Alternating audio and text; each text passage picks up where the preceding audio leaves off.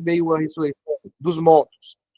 E aí ele fala no 23, porque assim como em Adão todos morreram, assim também todos serão vivificados em Cristo.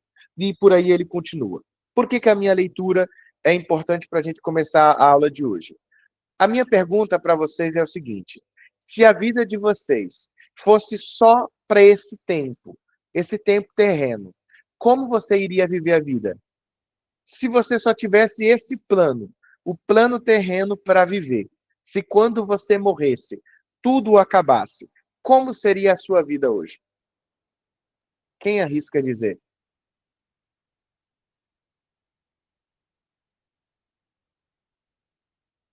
Diga aí, João Vitor. Eu não consigo prestar atenção ainda, que as crianças estão saindo aqui, daqui 2 minutos eu tô na aula. Entendi. Pois bem, Se não tivéssemos Cristo, desculpa, Breno. se a nossa vida fosse só para essa vida terrena, morreu, acabou, como você viveria a sua vida? Se eu tiver entendido a pergunta, eu acho que eu viveria, sei lá, para ficar rica, ter uma vida boa aqui na Terra. Esse é o ponto. Eu não teria preocupação nenhuma. Eu viveria a vida correndo atrás de todos os meus ideais, faria tudo o que me der na telha, não teria o porquê se arrepender. Se minha vida é só para esse plano, enquanto o meu coração bate, eu viveria da forma como vem na minha cabeça. É o que Paulo está dizendo no 1 Coríntios 15. Se Cristo não é real, se a obra de Cristo, se a nossa esperança em Cristo for apenas para essa vida, gente, nossa vida vai ser muito ruim. Por quê? Porque nós vamos passar toda a nossa vida com Cristo lutando contra o pecado e não vamos nos enganar, o pecado é prazeroso, né? Mesmo que seja um prazer momentâneo, mas é prazeroso. É prazeroso, então eu vou gastar toda a minha vida negando ao pecado, tentando ser uma versão melhor de mim por causa de Cristo, tentando ajudar pessoas que me perseguem, tentando ser uma ponte entre as pessoas e o bem, que é o Senhor Jesus, mas aí eu morro e tudo não passou dessa vida. Paulo vai dizer, se a nossa esperança em Cristo só serve para nossa realidade aqui, nossa vida será muito ruim. Nossa vida será muito amarga. Nós seremos os mais infelizes de todos os homens. Se a nossa vida, a nossa esperança em Cristo não apontar para algo após a morte, é como se a gente estivesse fazendo algo que não valesse a pena. Mas é por isso que Paulo vai começar o verso 20 falando sobre como em Cristo nós podemos ser vivificados por meio de sua ressurreição. E é justamente isso que eu queria que a gente pensasse. Você crê que a obra de Cristo vai lhe estender por toda a eternidade? Se você morrer hoje, você crê que a obra de Cristo irá te colocar na eternidade com Deus? Se a sua resposta for sim, maravilha. Você vai viver uma vida à luz dos olhos do mundo, uma vida miserável, aonde você tem domínio próprio, aonde você resiste o pecado, aonde você não devolve com a mesma moeda, você vira outra face, aonde você se comporta no mundo sendo luz do mundo, sal da terra, aonde você se comporta no mundo pregando um evangelho que transforma e se tornando alvo das pessoas. Mas quando você morrer, a eternidade será guardada a você por conta dessa esperança. A pergunta é: como a Bíblia nos garante essa esperança? Como a Bíblia constrói esse tipo de pensamento para nós? Como a Bíblia faz com que homens morram por causa do Evangelho? Como estrutura essa esperança, essa garantia? Como, Joe, a Bíblia organiza essa esperança futura para nós? É justamente isso que o capítulo 2 eu quero trazer para vocês. Como Deus, em sua revelação, estruturou a escatologia. Como Deus, em sua revelação, organizou a, a redenção final, a promessa das últimas coisas. Como Deus contou o final do filme para nós. Qual foi suas escolhas? Como nós vamos analisar isso com cuidado e com critério? Esse é o nosso ponto de hoje. Eu vi que subiu algumas mensagens aqui no chat. Buenas noches. Temos um espanhol entre nós. É um boliviano. Conheço ele. Vinícius Martins. A paz do Senhor Jesus a todos, buenas noches. Iracinas, tanto para viver bem como para fazer o mal. Exatamente, porque eu acredito que é por causa da minha pergunta, né, minha irmã? Se Cristo, se a nossa vida é só para essa realidade, eu vou fazer o que me der na teia, ou bem ou mal, o que vir na minha mente eu faço, porque não há vida pós-morte, então eu não vou ser punido se eu sou mal aqui. Eu não vou ser punido se eu sou pecaminoso, eu simplesmente vou deixar de existir, que inclusive é uma teoria para a morte. Se o Senhor Jesus nos deixar chegar no capítulo 3 hoje, vocês vão ver que há várias teorias para a morte, o que acontece pós-morte. E é um conto de fadas, a ideia do aniquilismo. Aniquilismo. A ideia de que morreu, acabou. Aniquilou-se. Tudo some. É maravilhoso, porque você pode viver a vida do jeito que você quiser, sem o medo de que você vai ser cobrado de suas decisões. Morreu, acabou. Mas não é assim que funciona, né? A esperança de uma mudança para a eternidade. Sim, exatamente isso que é o capítulo 2. Como nós podemos estruturar essa escatologia bíblica? Como nós podemos olhar para as Escrituras e ver o esforço de Deus revelando esse plano da eternidade para nós? Eu quero que vocês abram o caderno de vocês aí no tópico 2, porque é o tópico 2 que vai nos ajudar a entrar nesse assunto. Essa estrutura, eu já disse na aula passada, ela tem uma tensão do já, ainda não. Já está acontecendo, mas ainda não em sua totalidade. Isso a gente observa essa tensão do já, ainda não, dividindo escatologia em dois termos. Primeiro, o que nós vamos chamar de escatologia individual. É como eu enxergo as coisas que vão acontecer, as últimas coisas individualmente. E quando eu penso em escatologia individual, eu estou pensando sobre o que vai acontecer, o que a Bíblia diz que vai acontecer com cada indivíduo. E é aí que a gente vai estudar a morte, o estado intermediário, a ressurreição, a gente vai estudar o juízo, né? Como que vai ser o grande juízo. Nós vamos estudar isso porque a escatologia foi estruturada para dizer o que vai acontecer com cada indivíduo quando chegar o dia do Senhor, né? A volta de Cristo. Mas também nós podemos olhar para as Escrituras e ver que há promessas, profecias, que são do âmbito geral. Eventos que não estão relacionados só ao que vai acontecer com o indivíduo, mas eventos relacionados ao destino de toda uma criação. Ou o destino da igreja como um todo. Não agora do membro de uma igreja, do indivíduo, mas como a escatologia vai pintando um quadro que também tem profecias para um grupo, para o todo. Por exemplo, a segunda vinda.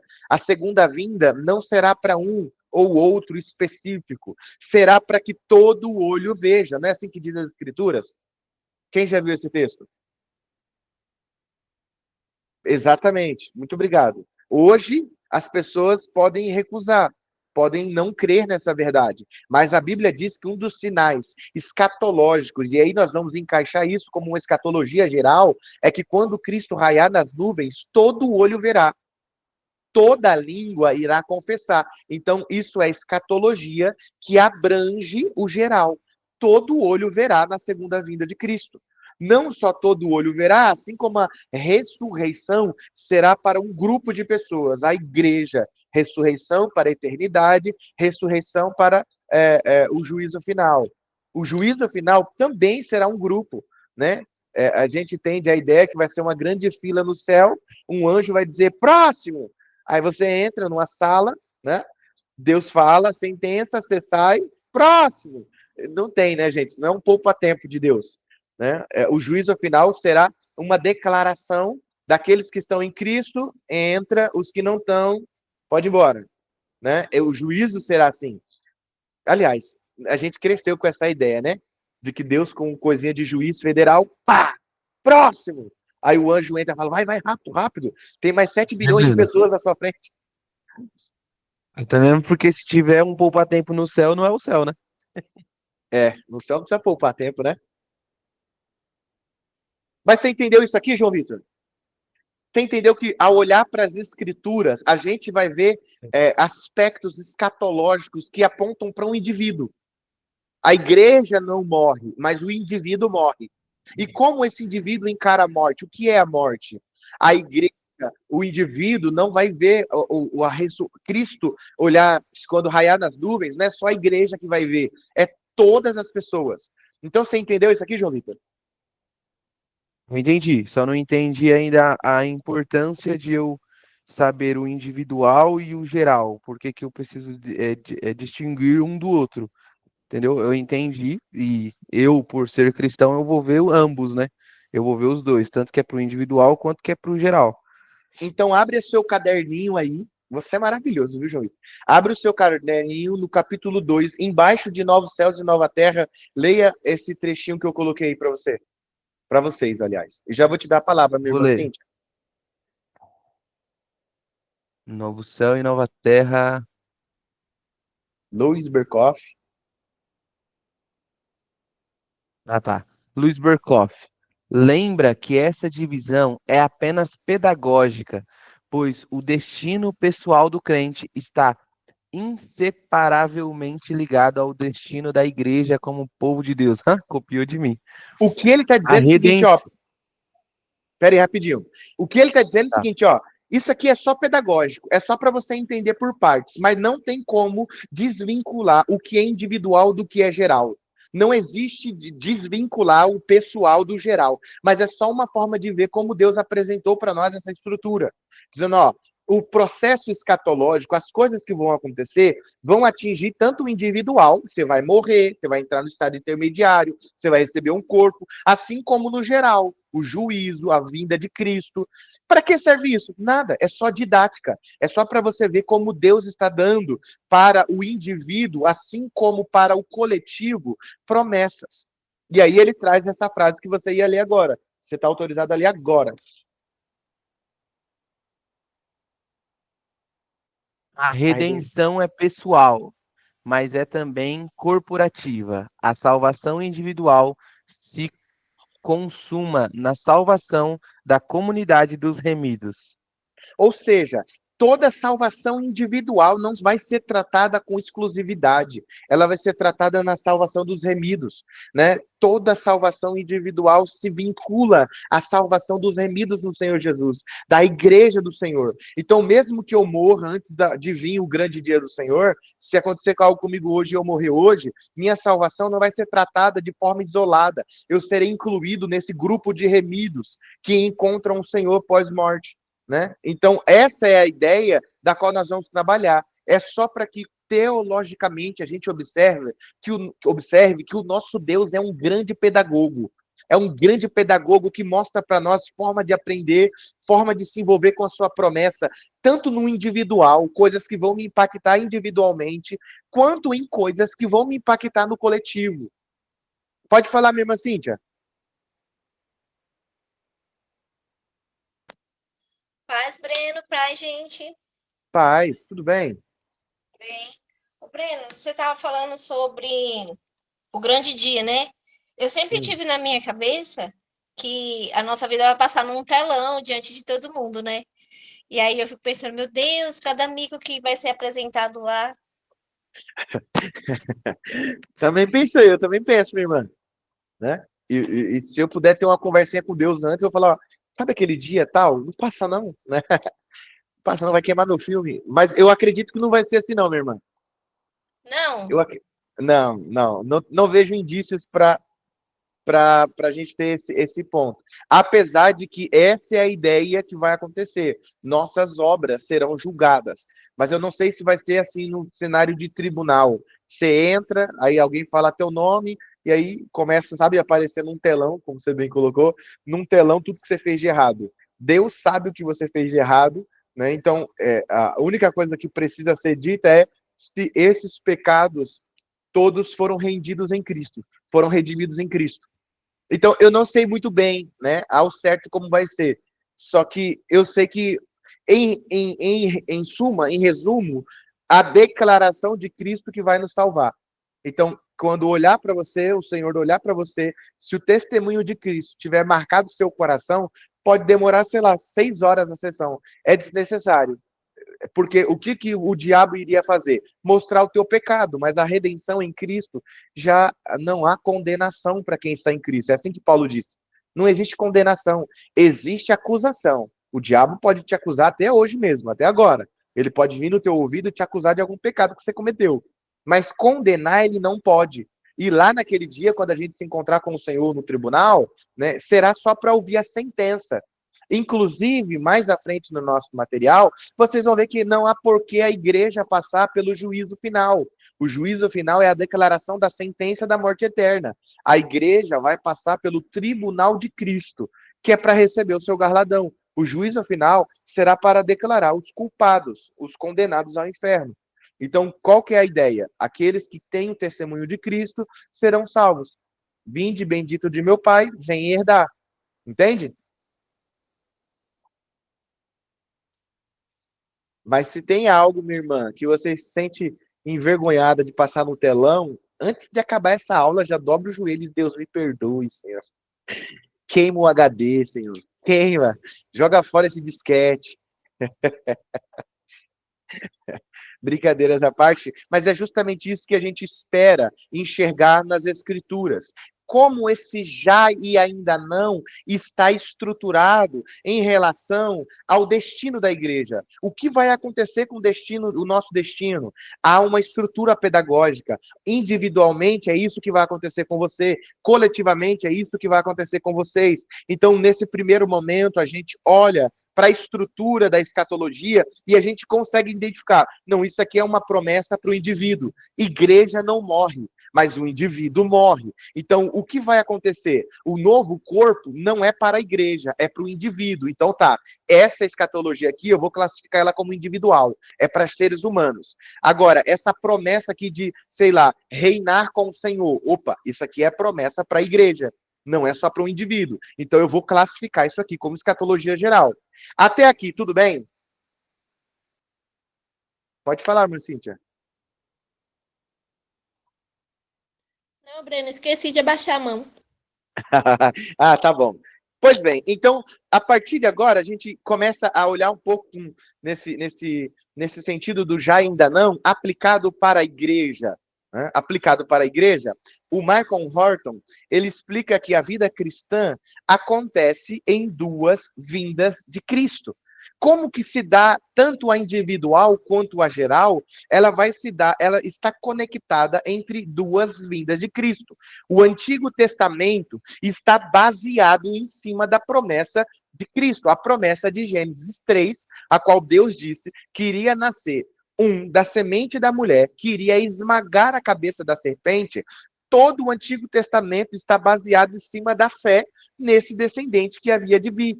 Né? O livro que eu indiquei para vocês, o livro novo, todas as matérias até agora, eu tenho tentado manter os mesmos teóricos, né? As mesmas teologias sistemáticas que eu venho indicando. Dessa vez eu acrescentei 2, que é a fé cristã do Horton, e um que é muito importante, que eu recomendo que vocês tentem conseguir aí, é baratinho, que é A Bíblia e o Futuro, do Anthony Hoekman. A Bíblia e o futuro. E lá ele vai trabalhar essa ideia que aqui o Horton também cita por cima, de que tudo na escatologia é baseado em cima de duas vindas de Jesus. Antigo Testamento é baseado em cima da promessa da vinda. Então, tudo o que acontece, todos que morrem com base nessa promessa são salvos. É isso que o autor de Hebreus vai dizer. Abraão morreu esperando o reino que viria dos céus. Então, Abraão foi salvo, porque todos os da galeria da fé morreram esperando o cumprimento dessas promessas, da primeira vinda de Cristo, do Redentor, o Messias prometido, o Salvador, o reino de Deus que viria na pessoa de Cristo, o Deus que viria habitar entre nós, o Emanuel. Então, todos no Antigo Testamento que morreram aguardando esta vinda foram salvos em Cristo Jesus. Assim como pós-Cristo, todos que morrem aguardando sua segunda vinda também alcançam essa salvação. Acompanhe comigo aí na apostila.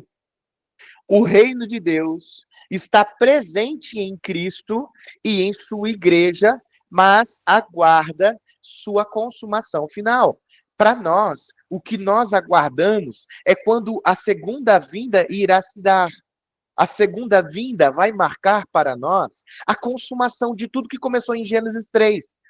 E toda a vitória que nós teríamos para sempre em Gênesis 3 foi profetizado ao longo de todo o Antigo Testamento. Essa noção de promessa escatológica foi sendo ampliado. Então, lá em Gênesis 3, era uma semente da mulher. Aí foi se ampliando para um redentor, foi se ampliando para um reino de Deus, foi se ampliando para uma nova aliança, foi se ampliando para Deus entre as pessoas, até chegar em Isaías. Né, o Emanuel entre as pessoas. Então, essa ideia vai crescendo, mas ela terá o seu ponto alto na consumação. A consumação é o que vai fechar com chave de ouro e vai poder fazer a gente respirar totalmente aliviados. Tudo se cumpriu. Tudo se cumpriu. Então, para onde a igreja caminha?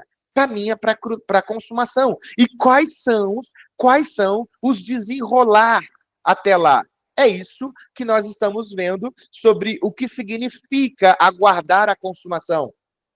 Olha, quem pode ler para mim aí esse trecho 2.2?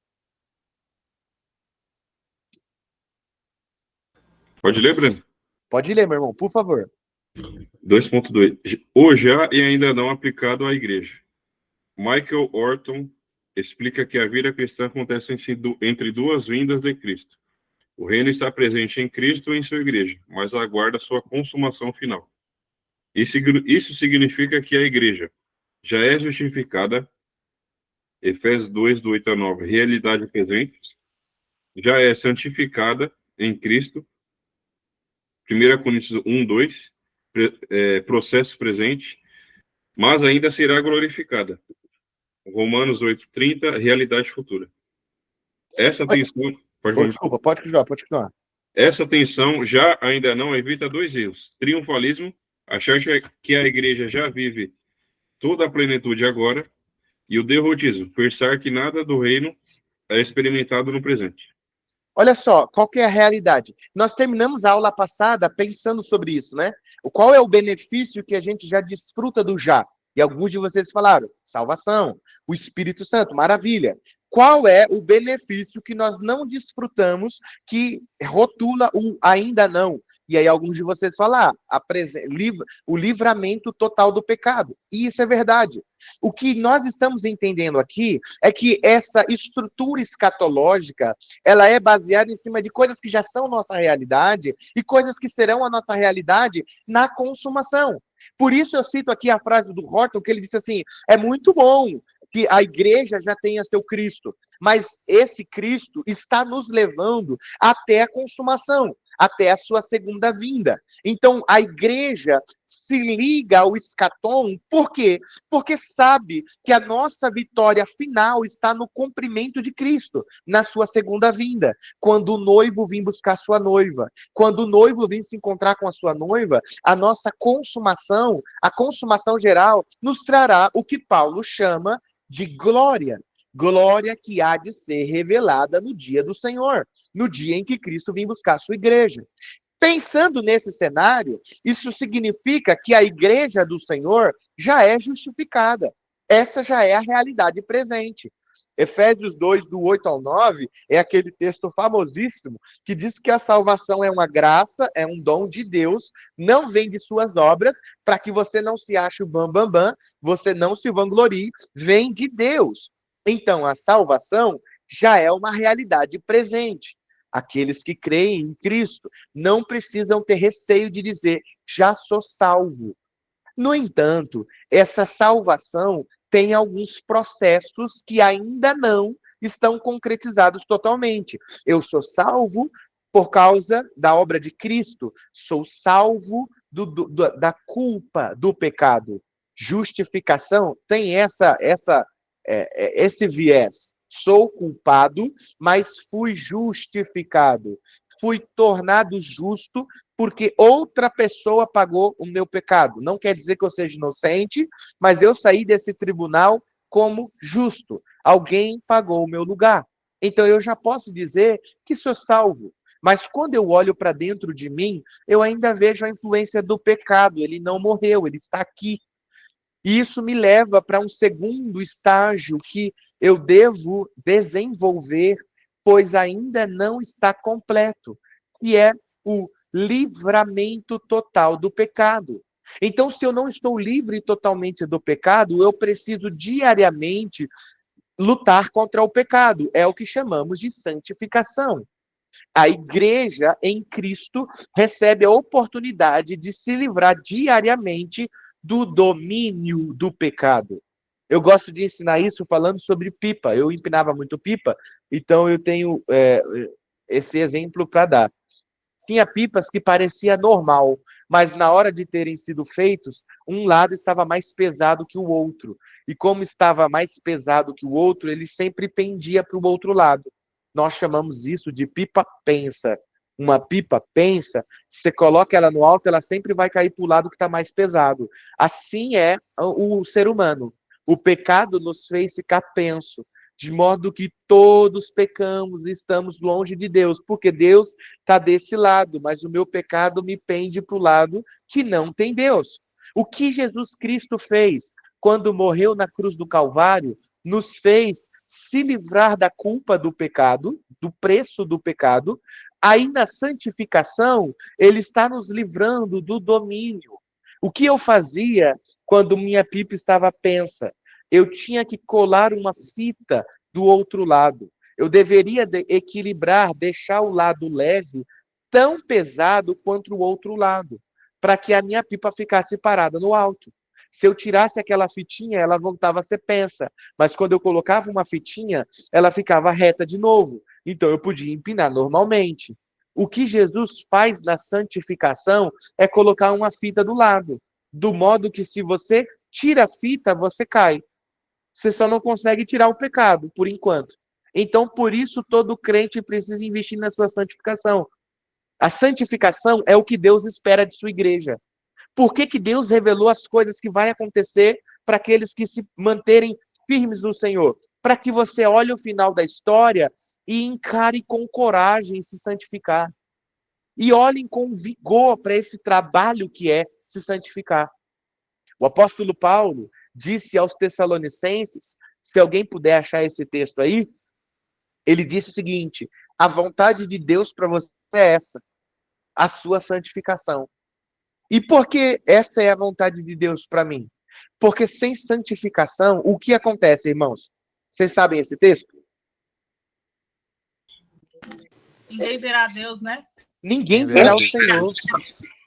Sem santificação, ninguém verá o Senhor. É o que Paulo está dizendo. Meus irmãos, santifiquem-se. Se santifiquem-se, porque se não houver santificação, significa que o processo da salvação não é uma realidade em sua vida. Você não pode se satisfazer com a justificação pelo seu pecado, porque não é algo isolado. Todo aquele que é justificado é incluído na escola do discipulado, da santificação. Não existe eu ser justificado sem entender a importância de me santificar. Eu posso entender e negligenciar, que é o que a maioria de nós acontece. A maioria de nós fazemos. Inclusive, foi essa forma que eu tive, por graça do Senhor, trazer a palavra ontem na minha igreja. Todo mundo sabe que a vontade de Deus para nós é a santificação. E todo mundo sabe que eu não me santifico assistindo Netflix. Eu não me santifico assistindo um bom filme. Eu me santifico estudando a palavra do Senhor e orando. Só que a gente negligencia isso por qualquer outra coisa. Pelo trabalho, pela falta de tempo, às vezes até por família. Né? Agora, eu tenho visto muito essa realidade da gente, sabe, conseguir... como é que eu posso dizer? Conseguir aliviar algumas pressões de liderança, dizendo assim, não, você tem orado, meu irmão? Você tem lido a Bíblia, minha irmã? Ah, eu não tenho porque eu tenho X filhos. Ah, é porque eu estudo e faço faculdade. É como se algumas desculpas fossem aceitáveis para que crentes deixassem de orar. Meu irmão, como está a sua vida de oração? Cara, não está dando para orar. O trabalho está uma loucura, a família, sabe, os estudos. Que coisa doida. Então, eu espero que Jesus abra uma exceção para você quando ele voltar. Porque a vontade de Deus é a sua santificação. E se você não ora, se você não lê a Bíblia, você não está se santificando. Então, a realidade é que a gente pode ser um joio no meio do trigo. E é tão bom estar andando com o trigo que eu até posso me sentir um trigo. Eu posso me sentir alguém que pertence ao Senhor. Mas, na verdade, não sou. Porque o que o Senhor espera é que aqueles que foram justificados sejam santificados, ainda que não vivam a realidade última da salvação, que é a glorificação. Por que que eu preciso me santificar? Porque chegará um dia em que eu serei glorificado. E a glorificação será a nossa realidade futura. É quando Deus irá tirar de nós a presença do pecado. E quando isso acontecer, você não será mais uma pipa pensa. Não precisará mais fazer esforço para se santificar. Você não vai precisar mais esforço para orar. Porque você vai viver para sempre na presença do Senhor Deus. Eu vi algumas mensagens subindo aqui no chat. A espera da mudança para a eternidade ali, Hebreus 12, 14. É o texto que eu falei? Isso, é o texto que você falou para achar. Esse aí, Hebreus. Boa. De sem santificação ninguém verá Cristo. É isso aí? Lê aí para nós, então. É Hebreus 12, 14, né? Esforcem-se para viver em paz com todos e para serem santos. Sem santidade ninguém verá o Senhor. Boa. Mas eu sei também que ele fala lá em Colossenses também. Tessalonicenses. Porque essa é a realidade. Ninguém, quem não entende o privilégio que é ter o Espírito, e qual privilégio é esse? Poder lutar contra o pecado. Poder enfrentar o pecado. Poder não ser mais uma pipa pensa. Essa é a nossa realidade. Todos que chegarem no céu não vão chegar porque conseguiu a salvação com a própria mão. Sabe, eu me santifiquei, eu mereço minha salvação. Salvação, é isso aí, ó. 1 Tessalonicenses 4, do 3 ao 8. Eu não vou chegar no céu e dizer assim, eu mereço, porque eu me santifiquei. Mas nós vamos chegar no céu entendendo que minha salvação, eu vivia ela com santificação. Nossa irmã Iraci disse assim, meu Deus, ontem Deus falou sobre isso. Desculpas. Exatamente. Porque, minha irmã, a gente tem um acordo pecaminoso entre nós de que algumas desculpas colam. Se eu disser assim, Breno, como está a sua leitura da Bíblia? Cara, não estou conseguindo ler. Muito trabalho, estou estudando faculdade, tenho 2, 3 filhos, minha esposa não está muito bem. E aí eu vou dando desculpas que na sua cabeça e na minha são irrevogáveis. Mas é tão importante quanto cuidar da minha esposa, orar. Aliás, é mais importante cuidar de qualquer coisa, cuidar da minha vida com Deus. É interessante isso. Por quê? Porque nós resumimos algumas coisas tendo mais importância do que aquilo que deveria ser o nosso principal, nossa vida com Deus. Eu já tive vida assim, né? Eu não sou melhor do que ninguém, mas eu não consigo mais passar uma semana inteira sem tirar um período intencional de oração. Eu sinto como se eu tivesse, sabe, negligenciando o que é mais importante na minha vida. O que é mais importante na minha vida é preservar o Espírito em mim. Eu não estou dizendo que se eu ficar uma semana sem orar, o Espírito sai de mim. Eu não estou dizendo isso, gente. Eu estou dizendo que agora que eu fui justificado, eu não preciso mais viver pensando no que vou ter que pagar pelo meu pecado, né? Agora essa vida me trouxe amor por Jesus Cristo. Amor por estar na presença do Senhor. E isso me faz valorizar. Então eu realmente falo com a minha esposa, eu tenho meus horários de oração de manhã. Quando eu perco o horário, eu fico triste. Eu oro de tarde, mas eu gostaria de orar no primeiro horário do meu dia, né? Para ser intencional, dizendo, Senhor, minhas primeiras horas do dia é sua. Todo dia é seu, mas intencionalmente, minhas primeiras horas do dia é sua, né? Porque o Senhor já fez o mais difícil. E acreditem, gente, é difícil. Ontem nós fomos pro parque com a igreja e eu joguei bola, por sinal fiz 2 gols. Craque é craque, né? Quem já foi craque não esquece como que é o caminho do gol, irmã Cíntia. Inclusive era para ser camisa 10 do Corinthians, Cíntia Cabral, mas o meu joelho não deixou. Aí eu acabei virando pastor mesmo. Mas fiquei quebrado. Quando foi hoje, na hora de acordar para orar, foi uma luta. Eu me joguei da cama, eu disse, não, tem que ir, tenho que orar, eu vou lá. E aí a minha oração foi sentada, foi uma oração, parecia que eu, sabe aqueles filmes de luta, né, que o adversário tomou uma surra, e eu parecia que eu tinha apanhado, e eu fui orando, orei, né, expliquei ao Senhor a minha situação, estava muito cansado, querendo voltar para a cama, mas de que era mais importante para mim cuidar da minha alma. Torna a dizer, não estou dizendo que eu sou o modelo para ser seguido, porque já teve semanas que eu não orei, negligenciei, dormi, ao invés de acordar para orar. Eu estou dizendo que desculpas são o maior inimigo da espiritualidade de algumas pessoas. E desculpas que cola. Se eu disser assim para vocês, meu, como está a sua vida de oração? Como está a sua vida de estudo? E eu disser assim, poxa, não está dando para me orar, porque eu não estou tendo tempo. Trabalho, família. Quem vai dizer assim, larga a família, irmão, para orar? Ninguém vai dizer isso. Então, o que a gente precisa entender é que tão importante quanto qualquer coisa na sua vida ordinária é a sua oração. A vida ordinária é a vida comum. Entro no trabalho 7 horas, saio 5 horas, é 2 horas para chegar em casa. É a sua vida ordinária. Dentro dessa realidade ordinária, tem que ter a realidade da oração. E aí, quando você vive aquela semana de avivamento, sabe que aquela semana você fala, eu não vou passar um dia sem orar, aí você percebe, poxa, dá para orar, dá para estar perto do Senhor, dá para ir lendo no trem, dá para tirar um momento para estudar, orar intencionalmente, dá e sempre dá. A questão é se a gente entende que nós estamos nesse processo do já ainda não. É possível porque o Espírito está em você, é o já.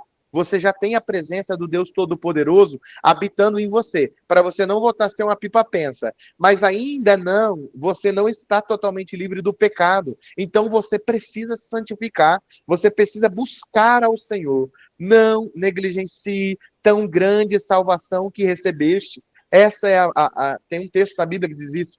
Não negligencie tão grande salvação da qual vocês receberam. E qual é essa grande salvação? A oportunidade de, em Cristo, ser livre do domínio do pecado diariamente por meio do Senhor Jesus Cristo. Então, o que o Senhor espera de nós é que essa justificação, esse Espírito de Deus que vive em você, essa nova vida que vem do Espírito, que é a vida que nós estamos vivendo, seja suficiente para você olhar para o que ainda não é total, mas crer que vai acontecer. Como Paulo disse, essa dificuldade que eu passo agora nem se compara com a glória que há de ser revelada. A glória que Paulo fala é a glorificação. É quando esse corpo de pecado tiver sido arrancado de mim, nem se compara à vida que eu vou ter. Então, essas leves e momentâneas tribulação, quando eu coloco na balança com o que o escatom está prometendo, com o que vai acontecer no futuro, com o que vai acontecer quando Cristo se revelar, não se compara, perde. O sofrimento dói, mas quando eu olho para a glorificação, que é o ainda não, aí, meu irmão, nada se compara. Eu prossigo para esse alvo. Eu prossigo para o meu alvo, que é encontrar Cristo. Porque para Paulo, encontrar Cristo é viver a consumação final. E essa consumação final é glorificação.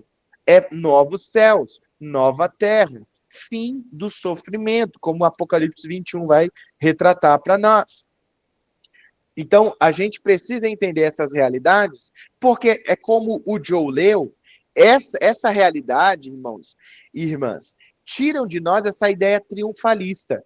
A ideia triunfalista é um erro e ela está baseada em cima de achar que a igreja já vive a plenitude agora.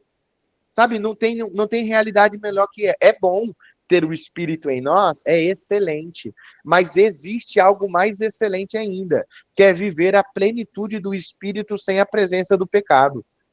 Então é maravilhoso que a gente tenha algo que o mundo não tem, né, que só é possível por meio da fé em Jesus, mas é preciso que a gente entenda que a igreja não está triunfando agora porque tem o Espírito. A igreja tem o Espírito para crer nas promessas que há de vir, para viver a eternidade com o Senhor Jesus. Então, a ideia triunfalista de achar que a igreja já vive toda a sua plenitude agora, já estamos triunfando, já estamos, sabe, por cima da carne seca, como diziam meus pais, né? Já estamos triunfando. Isso não é uma realidade.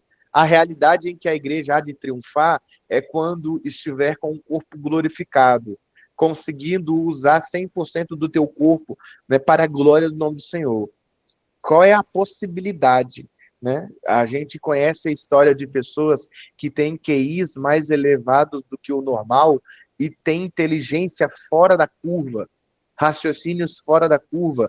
Como será a eternidade, gente? Usando todo o potencial da nossa mente para a glória de Deus, sem o pecado. Como será que será esse momento? Então, não. A realidade da igreja vai alcançar sua plenitude quando Cristo voltar. Esse é o tipo de coisa que a gente vai evitar, né? E o segundo é o derrotismo. É pensar de que nada do reino futuro pode ser experimentado aqui no presente. Esse erro precisa ser evitado porque o que nós provaremos na eternidade já começou aqui. O céu começou aqui. O que é a eternidade? É passar toda a nossa eternidade ao lado do Senhor. O Senhor já habita em nós. Cristo em nós é a esperança da glória. Cristo vivendo em nós já é o cumprimento das profecias. O que a gente espera é que eu possa servir ao meu Cristo sem a presença do pecado, sem ter que me arrepender, sem ter que, sabe, ter esses pecados que parece que eu estrago toda a nossa relação. Imagine passar um dia sem ter que dizer, Senhor, desculpa, me perdoe pelos meus pecados. Não com a intenção de você ser Deus, mas com a intenção de eu só queria. Quem nunca fez uma oração como essa, gente? Senhor, eu só queria te servir sem estragar nosso relacionamento. Sem ter que pedir perdão por algo que eu falei sem pensar. Sem ter que pedir perdão por algo que eu dei mau testemunho e nem percebi. Como será a eternidade? Eu sei que vai ser glorioso, mas ela já começou aqui. E o Espírito de Deus testifica isso para nós. A Bíblia diz que o Espírito do Senhor testifica ao seu Espírito de que você é filho de Deus. E é isso que a eternidade aguarda para nós. No entanto, em uma natureza perfeita, sem a presença do pecado. Certo? Todos entendem isso? Ô, Breno, tenho uma dúvida. Manda. No caso, e a natureza, a terra, no caso, ela também vai ser perfeita? Nós ficaremos aqui? Eu acho que nós vamos chegar a isso mais à frente. Deixa eu ver. Ah, não, se vai ter mais na frente, eu não vi os próximos temas. Vai ter mais na Não, frente, eu não pode sei se deixar eu coloquei. Eu não sei se eu coloquei. Se eu não coloquei, eu falo agora.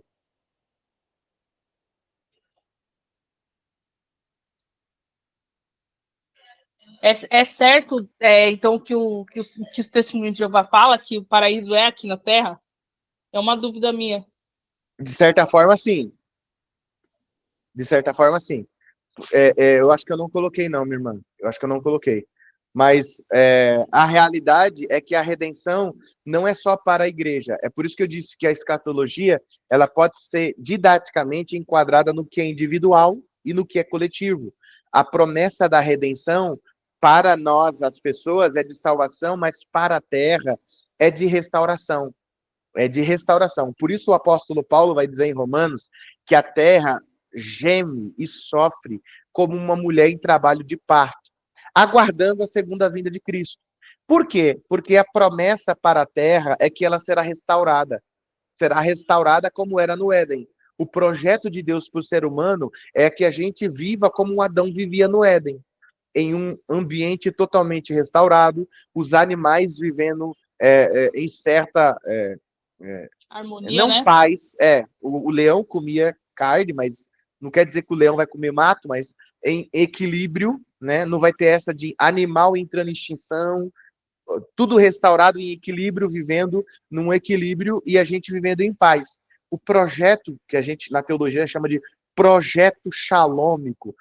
Shalom vem de paz. O projeto de paz de Deus é que homem e terra sejam restaurados para que vivam perfeitamente, sem a presença do pecado. Então a terra tem mais agonia do que nós, de que Jesus volte logo. Porque ele sabe que quando voltar, o que faz a terra sofrer é o nosso pecado. É o nosso pecado. Né? A camada de ozônio só está destruída do jeito que está, com esse buraco gigantesco, por conta da poluição. O avanço da tecnologia causa mais poluição do que deveria. Então, raios ultravioletas passam com mais frequência, câncer de pele, sol cada vez mais quente, mar cada vez mais furioso. Então, há vários indícios que mostram que é o pecado humano que faz a terra sofrer. E qual é a oração da terra? Né? Volta logo, Senhor. A ganância, né?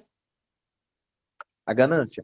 Então, dentro dessa realidade, dessa escatologia geral, o que Deus vai dizer, o que Deus vai fazer quando Cristo aparecer, né, o reinado com Cristo, será na terra. A gente tem uma ideia de que quando nós morremos, todo mundo vai ganhar uma beca branca, vai entrar em algum espaço do coral e vai passar o resto da vida cantando: Santo, Santo, Santo é o Senhor dos Exércitos. Eu cresci também. Eu cresci nessa realidade. Mas a realidade é que nós vamos viver como Adão vivia. Adão trabalhava, Adão dava nome aos bichos, Adão cuidava de um jardim. Nós vamos ter a nossa vida, só que agora junto com Cristo, reinando com Cristo.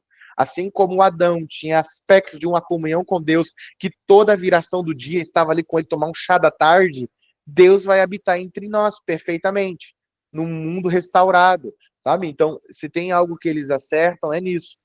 O povo espera, sabe, que essa terra seja rua de ouro, porque a gente viu o texto na Bíblia que diz que lá as ruas são de ouro, então a gente espera calçada de ouro, rua de ouro, casa de ouro, e não é uma realidade, né? Esse linguajar escatológico é para dizer o seguinte, ó, a eternidade é muito valiosa. É muito valiosa porque é estar na presença de Deus. E aí o linguajar traz um exemplo para nós do tipo assim, olha, o que vocês mais valorizam aqui? O ouro. O ouro sempre será, né, a moeda mais valiosa. Pode vir bitcoins, pode vir o que for, mas o ouro nunca perde o seu valor. Então, é como se o profeta estivesse dizendo assim, ó, o que é mais valioso para vocês, lá é asfalto. Então, fica tranquilo, lá vai ser melhor. Entende? Não quer dizer que, sabe, toda a rua na eternidade vai ser asfaltada, porque certamente asfalto faz mal para a terra, né? Pode ser que não seja asfaltado. Quem vai reclamar? Se chover, não vai dar enchente, porque as enchentes são fruto de vários problemas que a gente causa. Então, eu não consigo... Se eu começar aqui, gente, eu não paro mais, né? Não vai ter apartamento com barulho igual o meu aqui. Não vai ter dois caras em cima de uma moto dizendo... Você vai poder andar 10 horas da noite sem medo de ser sequestrado, assaltado. E como será a eternidade? Será maravilhoso. Mas o que é mais maravilhoso na eternidade? É a presença para sempre ao lado de Deus, sem a presença do pecado. Isso vai ser maravilhoso, gente. Aguardem. Cíntia disse aqui, olha, será que teremos voz nova? Aí, ó, minha irmã. Se tiver, a Gislene é a primeira. Porque pensa numa mulher que não gosta de ouvir a própria voz. Minha esposa não gosta de ouvir a própria voz. Se botar ela Breno, cantando sou e gravar... Você também, eu não gravo áudio. Eu não gosto de fazer vídeo. Eu não gosto de nada. Mas no céu você vai gostar da sua voz. Teremos um corpo novo e uma voz nova, né? Porque para cantar a eternidade, que essa voz aqui, misericórdia. E é isso que a gente começou a fazer escatologia, minha irmã. E eu te pergunto, irmã Cíntia, vamos supor que eu tive um bebê e ele morreu com 2 anos. Quando chegar no céu, quantos anos ele vai ter? Ele vai ser um bebê na eternidade? Ô, Breno, aí é maldade, né? Pergunta é essa. Um triplex alugado agora na cabeça de vocês. Pois é, imagine... então, eu só ajudo os bebês a chegar no mundo. Agora lá no céu, já não sei. Aí é com você. Imagine meu avô, que morreu bem velhinho com mal de Parkinson, bem velhinho, debilitado, sofrendo. Quando chegar na eternidade, eu vou ver ele velhinho? Qual fase da vida eu vou ver ele? Eu não estou dizendo que a Bíblia traz respaldo para isso, né? Mas eu estava pensando nisso, né, hoje, mais cedo. Qual vai ser a idade que o Senhor vai escolher para mim viver na eternidade? Eu sei que os bebês não vão ser bebês.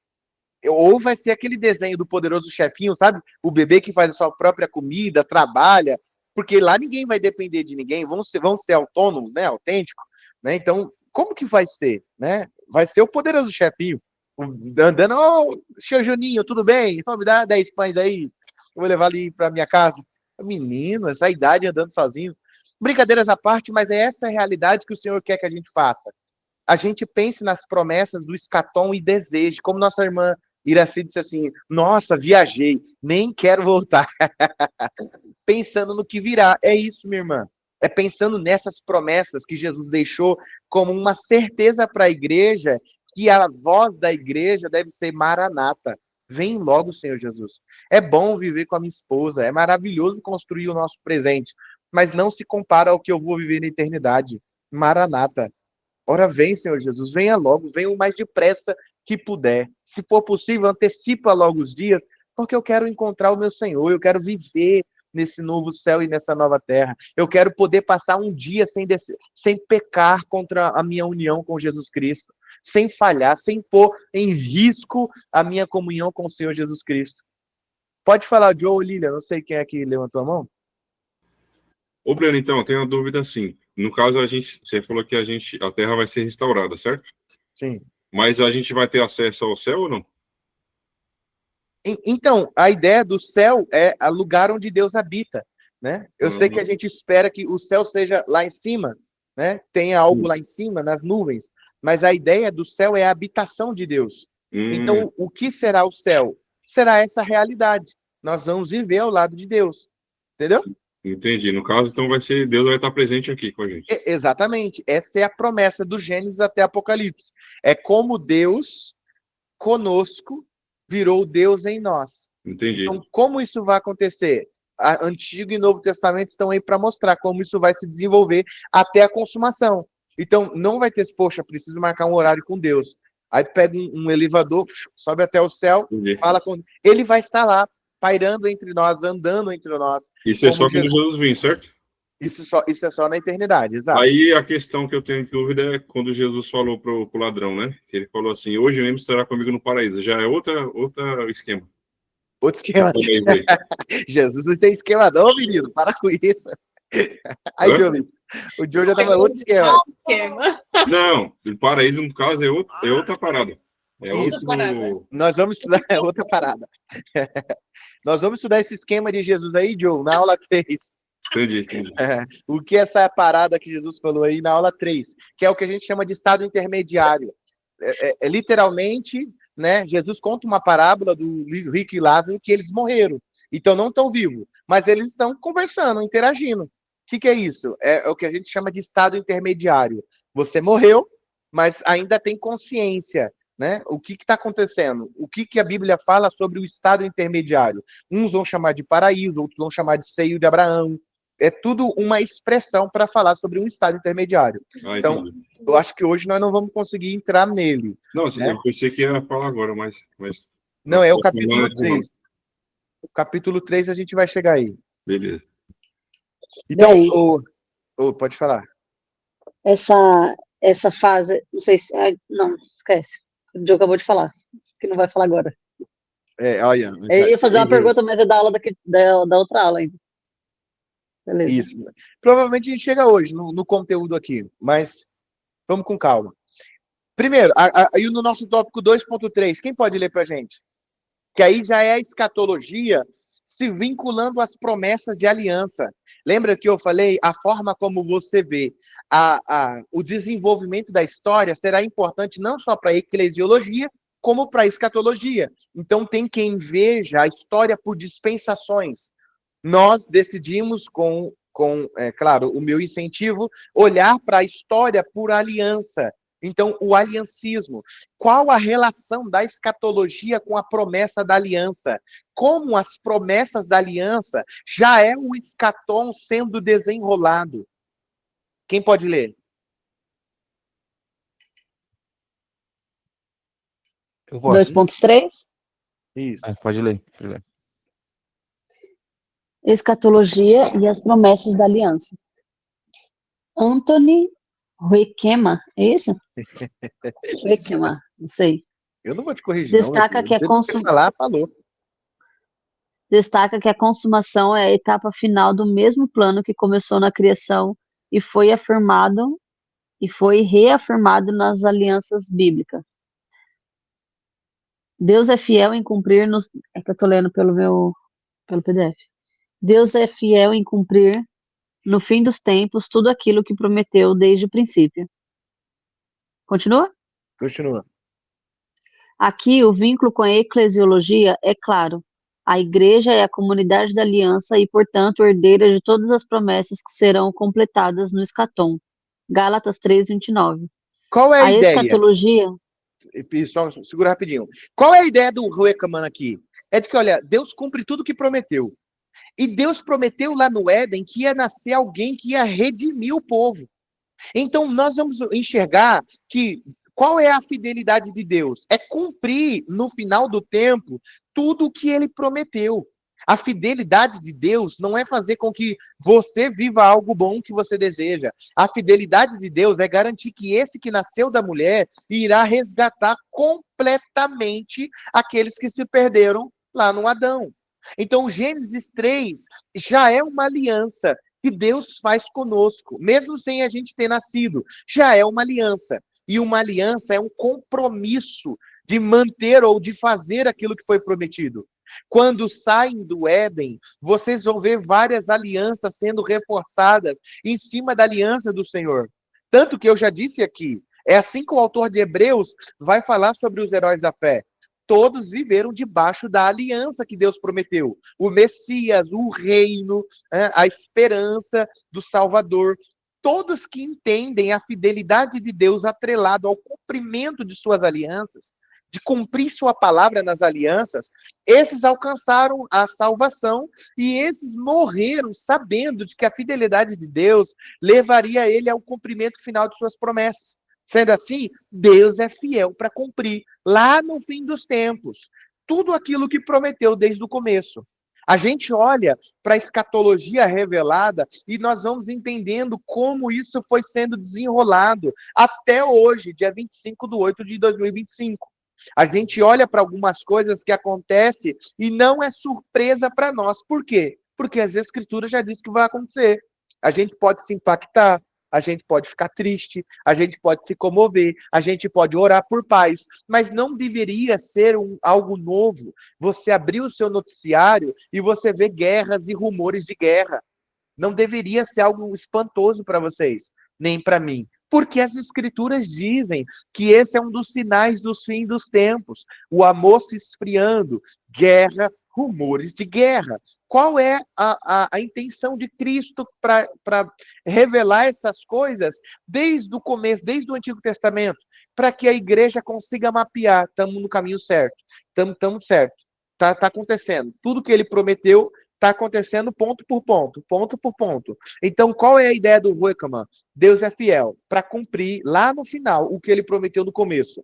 Então, veja só como ele está cumprindo cada etapa de sua promessa. Quando chegar no final, todo olho vai dizer assim, só existe um Senhor. Só existe Jesus Cristo. Nome sobre todo nome. Só ele é o verdadeiro caminho. É o que Deus faz conosco. Aqui, por que para nós é importante? Porque desde o Antigo Testamento, essa comunidade que se reúne em torno da aliança é o povo de Abraão, depois vira o povo de Abraão e de Isaac, ou seja, o povo que pertence a Abraão, que tem aliança com Deus. É o Deus de Abraão, de Isaac, de Jacó, é o Deus dos judeus, né? É o Deus de Moisés. Então, o povo se reúne em torno da aliança que Deus fez com esse povo, para dizer assim, é o Senhor de Israel, é o Deus de Judá. Então, qual que é a ideia? Se vincular à aliança que Deus tinha com esses patriarcas. É Deus dizendo o seguinte, essa aliança é a comprovação de que eu vou cumprir minha palavra. Quando Cristo vem, ele levanta o cálice e diz, esse é o símbolo da nova aliança. Esse meu corpo e o meu sangue são como símbolos da nova aliança. Façam isso em memória de mim. E todas as vezes que você comer esse pão e beber esse cálice, você está anunciando ao mundo a minha vinda. Você está anunciando ao mundo que vocês são o tipo de pessoa que vive aguardando o escatom. De que o escatom para vocês não são promessas vazias. Essa é a vida da igreja. Sendo assim, o vínculo com a eclesiologia é claro. A igreja é a comunidade da aliança. A igreja é esse povo da aliança, mesmo que eu não seja judeu. Eu não sou judeu, né? E também não sou boliviano. Porque algumas pessoas, às vezes, até me confundem. Não sou boliviano, nem sou judeu, mas eu sou povo da aliança. Porque Cristo me incluiu nessa aliança. Cristo me colocou lá. Sendo assim, a escatologia não é só um apêndice, sabe? Um acréscimo, um bônus. Sabe quando você termina de ver o livro, aí tem um apêndice, uma informação para você entender melhor? Já viram isso? Escatologia não é um apêndice da fé. Escatologia é o fio condutor. É como eu disse lá na primeira aula, você entra para assistir um filme no cinema, você entra na sala errada e assiste os últimos 15 minutos de filme. Você percebe que está na sala errada, você sai, só que você já sabe como o filme termina. E você entra na sala certa, você vai querer saber como chega naquele final. Então, aquele final para você vai ser o fio condutor. Você vai entendendo as coisas. Ah, então vai ser por isso que lá na frente ele vai matar o outro. Vai ser por isso que o final vai ser daquele jeito. É o que Jesus está fazendo conosco. O Franklin Ferreira, que também é uma teologia que a gente está utilizando, que a gente utiliza pouco, aquela vermelhinha, porque ela é mais complexa, mas às vezes algumas contribuições eu preciso citar dela. Ele diz o seguinte: a perspectiva escatológica, a forma de olhar, perspectiva tem relação com isso, a forma de olhar de forma escatológica permeia toda a teologia cristã. Ela define a identidade e a missão da igreja. O que ele está dizendo é o seguinte: se você olha para a escatologia como uma forma de ver o mundo, você entende a teologia cristã. Qual que é a teologia cristã? É Cristo que morreu em nosso lugar, pagou pelo nosso pecado para que a gente fosse justificado, santificado e glorificado. E agora nós devemos viver no mundo aguardando essas promessas. Então a gente não só entendeu a nossa identidade, como a gente também entende a nossa missão, se encontrar com Cristo na eternidade. O que o Franklin está dizendo é que para que serve escatologia? Para animar o coração do crente e continuar lutando contra o pecado. Para que serve escatologia? Para saber para onde você está indo. Você não sabe como será a sua viagem, mas você sabe onde é o destino de viagem. Pode ser que alguns irmãos aqui sofram muito mais do que os outros por conta da sua fé, mas você sabe onde essa viagem termina. Você sabe aonde ela vai dar. É isso que o Franklin está dizendo. Não é um apêndice, um acréscimo.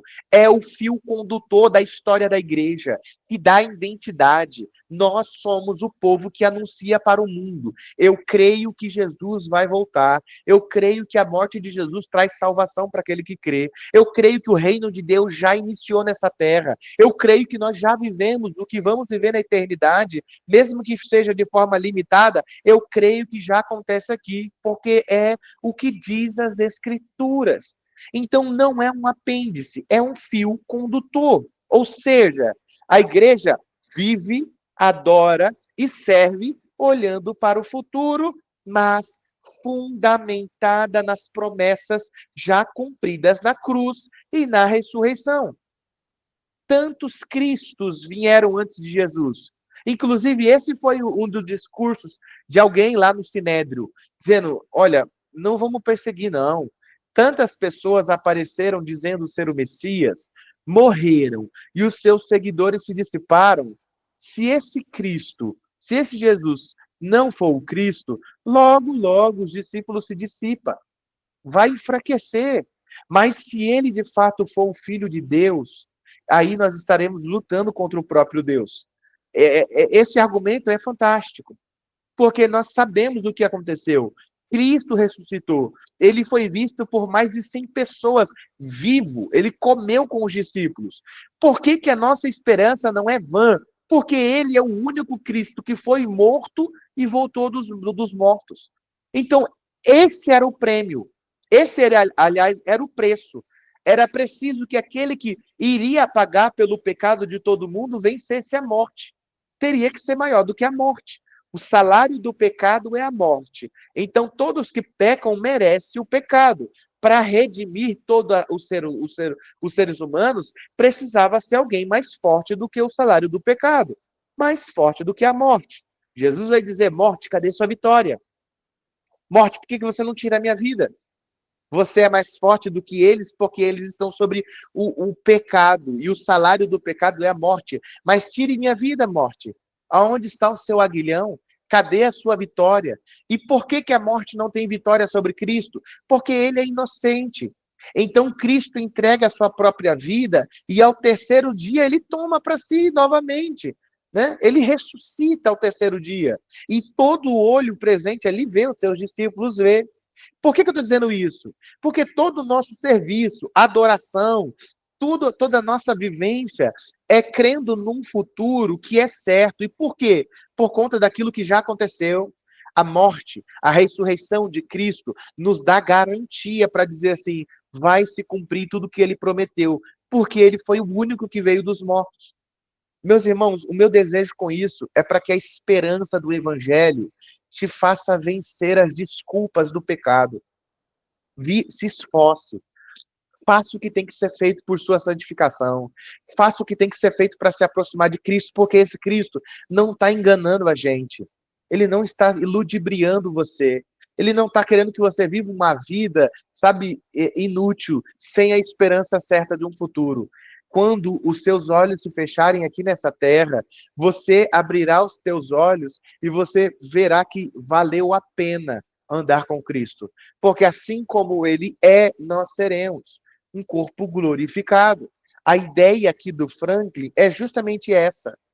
Olhar na vida com a perspectiva escatológica faz com que você entenda a teologia cristã, faz que você entenda o evangelho, faz que você se envolva com ele.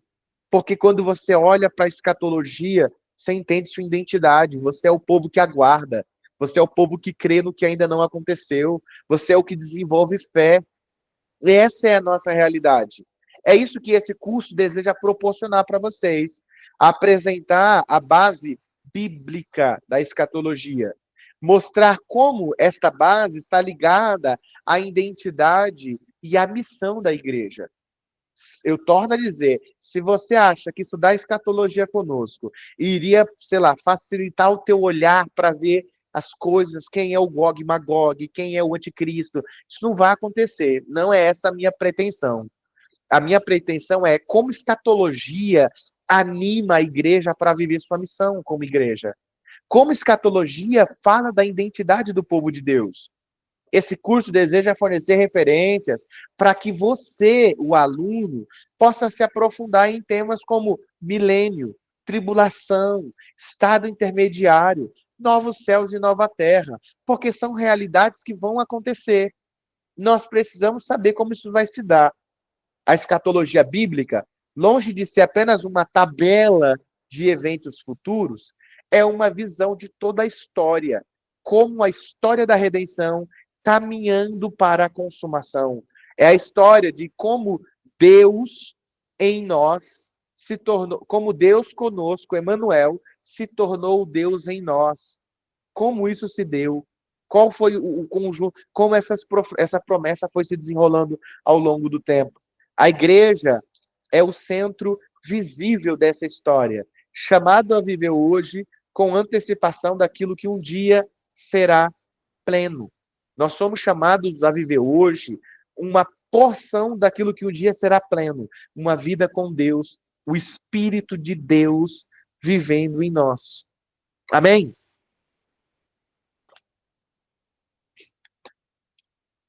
Amém. Essa é a nossa realidade, essa é a estrutura em que a gente consegue entender de que as promessas escatológicas é já ainda não.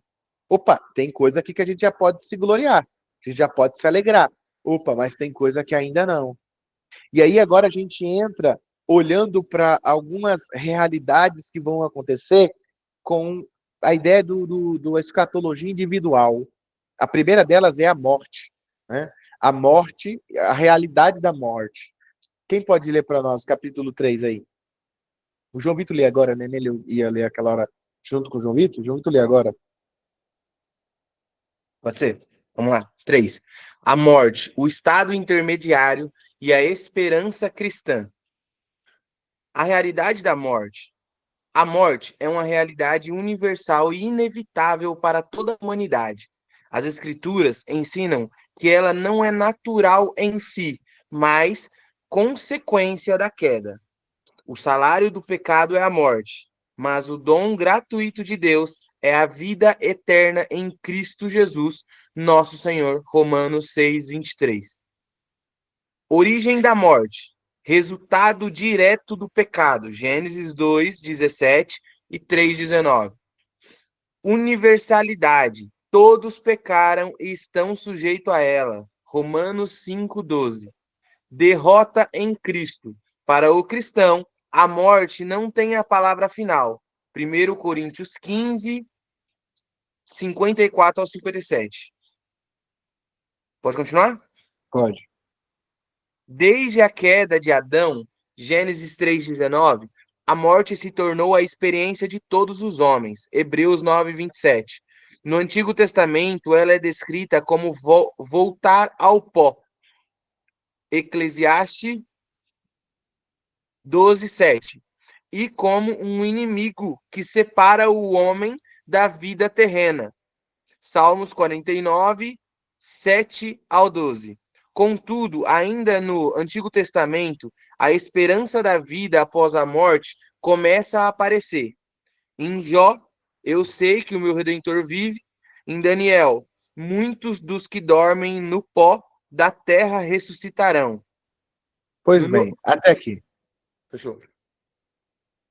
Até aqui. Daqui a pouco a gente vai falar sobre isso. Primeira coisa que a gente começa aqui no primeiro trecho é falando sobre essa realidade da morte. A morte é inevitável.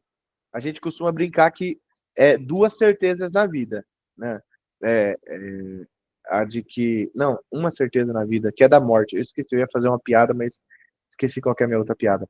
Mas você tem uma certeza na vida. Ah, nem sabe qual é a minha piada. O ser humano tem uma certeza na vida de que ele vai morrer. Ele só não sabe quando. Vai morrer. Então a morte é inevitável. Ninguém consegue dizer que vai viver para sempre. Por mais que você tente viver uma vida super saudável. Eu tenho uma vida saudável, mas isso não quer dizer que eu vou viver para sempre. A realidade é que a morte chega. A morte sempre nos encontra, né? A morte é uma realidade para todos os seres humanos. O ponto é que não era para ser assim. A morte não é um fim em si mesmo, ela não faz parte de tudo. A morte entrou como uma consequência do pecado. Nós já estudamos isso lá em Martiologia, mas vou pincelar aqui porque algumas pessoas não estavam naquela matéria. Deus criou o ser humano para viver eternamente. Deus criou o Adão para viver para sempre.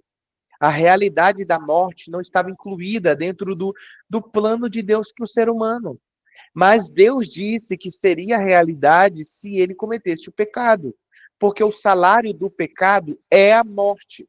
O problema é que Adão esperava uma morte física.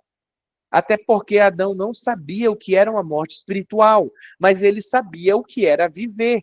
Então, pode ser que Adão tinha noção do que é uma morte física. É o seu coração parar de bater. É a sua vida parar de existir.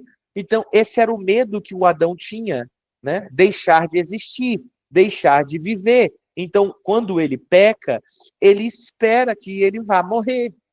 E ele não acontece a morte física, mas acontece imediatamente a morte espiritual. Então, qual é a origem da morte em todos os seus níveis? É o pecado. A morte pode ser entendida como separação. O que é a morte física? Separação da parte material, o corpo, com a parte imaterial. Então, quando alguém morre, significa que a parte imaterial, o espírito, a alma, se desvinculou do corpo. E essa é a morte física. A morte espiritual é quando o espírito se desvincula de Deus. Deus disse para Adão que ele sofreria o dano da morte. Adão só considerava a morte física, não a morte espiritual, mas as duas veio para Adão. A morte física e a espiritual.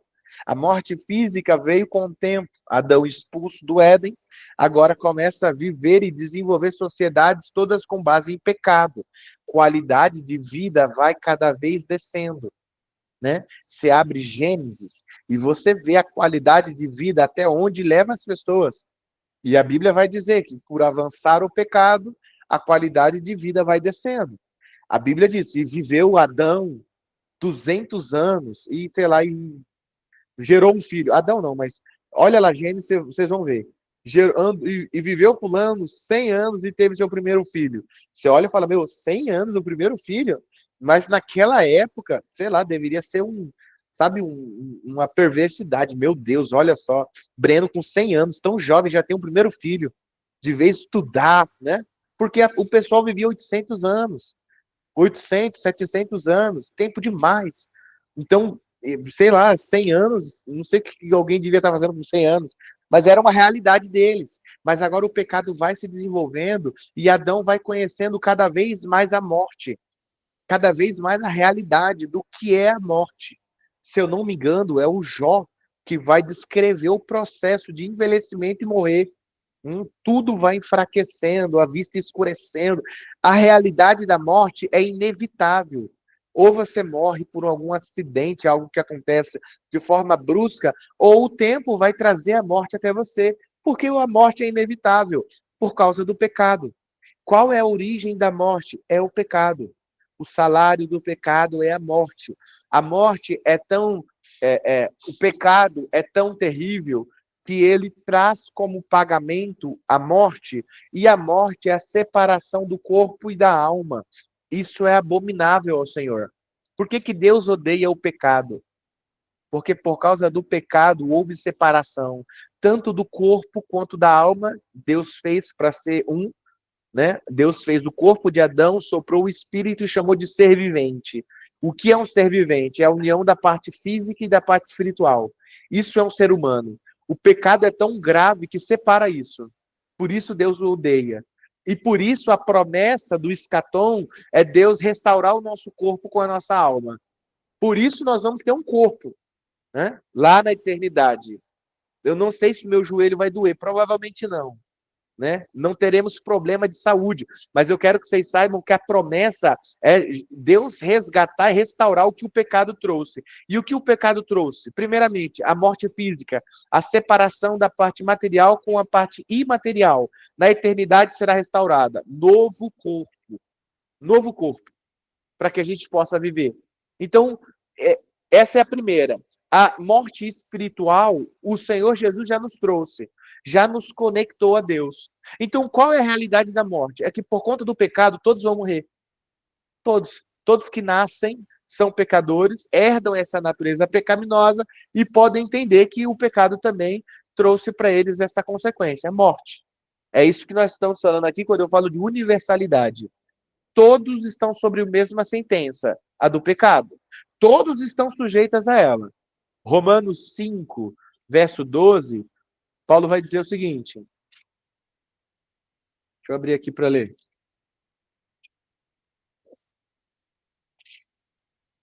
Romanos 5, 12. Portanto, assim como por um só homem entrou o pecado no mundo, e pelo pecado a morte, assim também a morte passou a todos os homens, porque todos pecaram. Eu não tenho nada a ver com Adão. Adão paga pelo seu erro, eu não tenho nada a ver com ele. Não é assim que funciona. Se Adão era o representante da raça humana e Adão pecou, o pecado entrou no mundo por causa de Adão, logo, junto com o pecado, a morte. Então, a morte é universal. A morte não faz acepção de pessoa.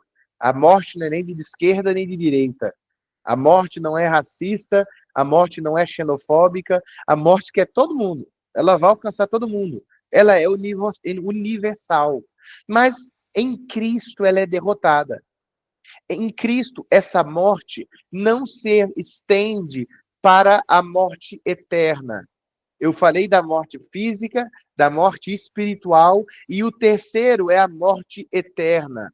Se morte é separação, morte eterna é separação para sempre de Deus. Nós chamamos, em outras palavras, de inferno. O que é o inferno? É estar separado de Deus eternamente. Por isso o inferno é um lugar de tormento, porque é o único lugar que a misericórdia de Deus não é ativa. O inferno não é ruim porque lá tem um fogo que não apaga. O inferno não é ruim porque lá tem gritaria, gemem, sofrem. O inferno é ruim porque lá não tem misericórdia da parte de Deus. É o único lugar que Deus fez para enviar Satanás e os seus demônios. E vai para lá todos aqueles que chegaram nesse estágio da morte eterna. Mas como escapa dessa morte eterna? Por meio de Cristo. Para o cristão, que é aquele que segue a Cristo, discípulo de Cristo, a morte não é a palavra final. 1 Coríntios, abram aí, 1 Coríntios, capítulo 15, verso 54 e em diante.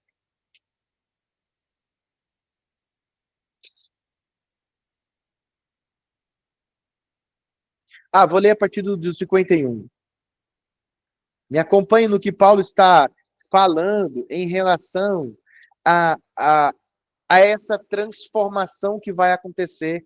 Como nós vamos se livrar dessa morte eterna. Se eu sou pecaminoso, meu corpo é corrupto, né? O pecado está aqui, o que vai acontecer comigo? Vejam só, 51. Quem achou, bota o joinha. Eles amam. É Coríntios o quê? 1 Coríntios 15, do 51 em diante. Até os 57. Boa. Dá um tempo só para a Denise achar. Acompanhem comigo, gente. Eis que vos digo um mistério. Mistério quer dizer, não é muito racional, mas é assim que Deus quer. Eis que vos digo um mistério. Nem todos dormiremos, mas transformados seremos todos. Num momento, num abrir e fechar de olhos, ao ressoar da última trombeta, a trombeta soará, os mortos ressuscitarão incorruptíveis, e nós seremos transformados. Fatalmente, Paulo tem a noção de que o arrebatamento iria acontecer com ele em vida. Isso não é um erro, é assim que todo cristão deve pensar. Pode ser hoje. Então eu vou viver minha vida como se fosse hoje. Não é um erro de Paulo aqui. Não foi um erro de inspiração. Esse é o convite do Evangelho. Viva como se fosse hoje. Porque pode ser hoje, né? E eu desejo que seja hoje mesmo, meu irmão. Desejo que essa aula nem acabe. Jesus volte e o arrebatamento aconteça agora. Amém? Amém. Amém. Tem mais um crente aqui comigo, aleluia. Porque é necessário que este corpo corruptível se revista da incorruptibilidade e o que é mortal se revista da imortalidade. E quando esse corpo corruptível se revestir de incorruptibilidade e o que é mortal se revestir da imortalidade, então será cumprida a palavra que está escrita: tragada foi a morte pela vitória. Em outras palavras, o que Paulo está dizendo, quando a consumação chegar e a glorificação for a nossa realidade, a morte eterna não vai ser mais o nosso inimigo. A morte eterna não será mais um perigo para nós. Tragada foi a morte na vitória de Jesus. Não há aqueles que creem em Cristo uma mudança de sentença. Você crê em Cristo, mas agora a morte eterna, você vai sofrer a morte eterna. Isso não acontece. Por quê? Porque quando essa realidade, isso aqui é a glorificação, é um corpo corruptível como o meu, ser revestido de incorruptibilidade. É ser glorificado, é a ausência total do pecado. Onde está a morte? Onde está, ó morte, a tua vitória? Onde está, ó morte, o teu aguilhão? O aguilhão da morte é o pecado. E a força do pecado é a lei. Graças a Deus que nos dá a vitória por intermédio do nosso Senhor Jesus Cristo. Portanto, meus irmãos, sede firmes, inabaláveis e sempre abundantes na obra do Senhor, sabendo que no Senhor o vosso trabalho não é vão. O que Paulo está dizendo é que por causa de Cristo, nosso corpo vai ser revestido de incorrupção, mas a morte será tragada. E a morte que eu me refiro é a morte que nos separa para sempre de Deus, chamada de morte eterna. A morte é tida desde o Antigo Testamento como várias formas de entendê-la. Como o João Vitor leu aqui para nós, né? Desde a queda de Adão, a morte se tornou a experiência de todos os homens. No Antigo Testamento, ela é descrita como voltar ao pó, porque há uma ideia de que morte é separação do corpo e da alma. Então, se o homem foi feito do pó, ele volta ao pó quando morre. Há também a ideia de que a morte é o inimigo que separa da vida terrena.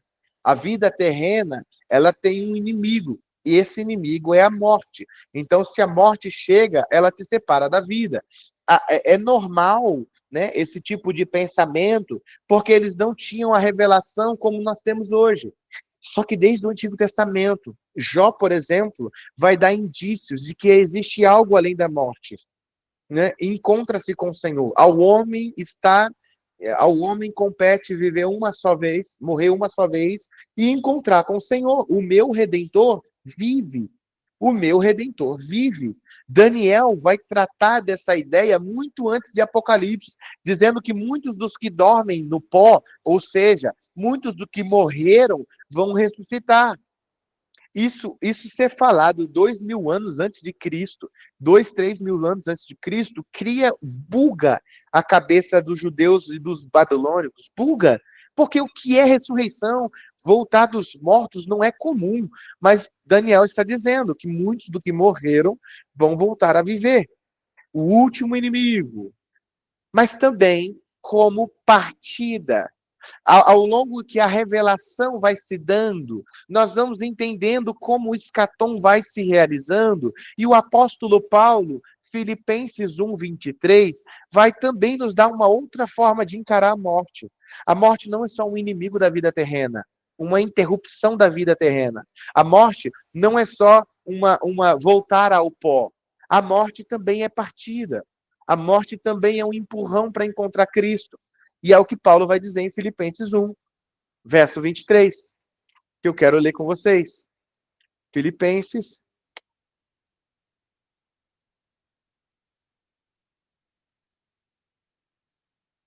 Quem achar primeiro que eu pode ler, porque eu acho que o inimigo tirou Filipenses aqui da minha Bíblia, só para não ler. Filipenses o quê? 1:23. Estou pressionado. Quê? Estou pressionado. Estou pressionado. Pode ler, desculpa, pode ler a partir do 21, por favor? 21. Porque para mim o viver é Cristo e o morrer é lucro. Caso continue vivendo no corpo, terei fruto do meu trabalho. Já não sei o que escolher. Estou pressionado dos dois lados. Desejo para partir e estar com Cristo, o que é muito melhor. Olha só o que ele está dizendo. Viver é bom.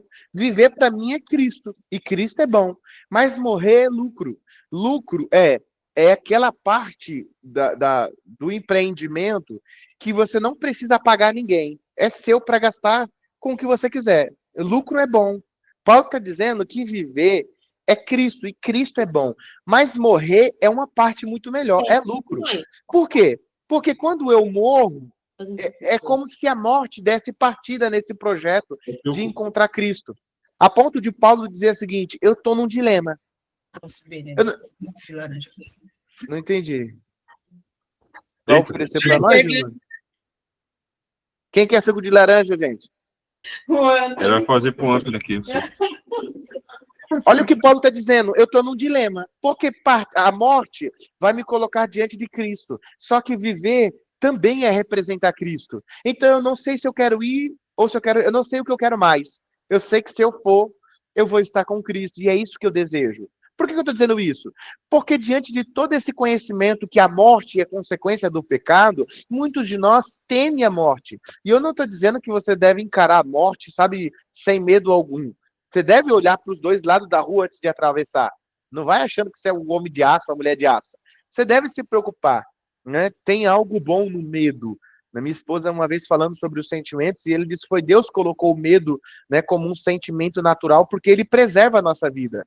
Todos nós vamos encontrar com Deus, mas eu não preciso ir antes da hora. Né? Senão eu tomo um cascudo de Deus, né? Enfim, eu sei que isso não é possível, mas para fazer a piada dá certinho. Eu sei que todo mundo vai, mas eu não preciso ir antes da hora. O ponto aqui é o seguinte: Paulo está mostrando para nós que faz parte encontrar com Cristo morrer. A morte é uma partida, e Paulo está dizendo assim: eu desejo partir. Quando Paulo diz que deseja partir, o que Paulo está dizendo é: eu desejo sair logo desse mundo. A morte é uma forma de encontrarmos Cristo. A morte é uma forma de nos posicionar diante de Cristo. A consciência, né, da morte nos torna mais firme em nossa fé. Por quê? Porque sabemos que a morte não põe fim em quem nós somos. A morte não põe fim na nossa realidade, pelo contrário, quando a morte chega para um servo de Deus, ela leva ele de volta para sua casa. Ela leva ele para encontrar com o seu Senhor. É o que Paulo disse. Ora, de um lado estou constrangido. Eu tenho o desejo de partir e estar com Cristo, o que é incomparavelmente melhor. Enquanto eu estiver aqui, eu vou viver Cristo, porque o que realmente eu quero é encontrá-lo. E quando eu partir, não chorem por mim, porque é incomparável estar na presença de Cristo. É óbvio que a gente não faz isso. Quando a gente perde alguém querido, a gente chora, não pela pessoa, porque quando é um cristão é até um alívio, né? Ufa, meu Deus, é um cristão. Mas os funerais em que as pessoas que morreram não são cristãos, dá até um aperto, né? Um aperto no peito, porque como você consola os parentes? Como você consola os parentes de alguém que, sei lá, uma mãe que perdeu um filho roubando, tomou um tiro da polícia, estava num roubo. Como você consola? Você diz assim, nossa, fica tranquila, pelo menos ele não vai roubar mais, não vai mais te dar dor de cabeça. Ninguém faz isso, né?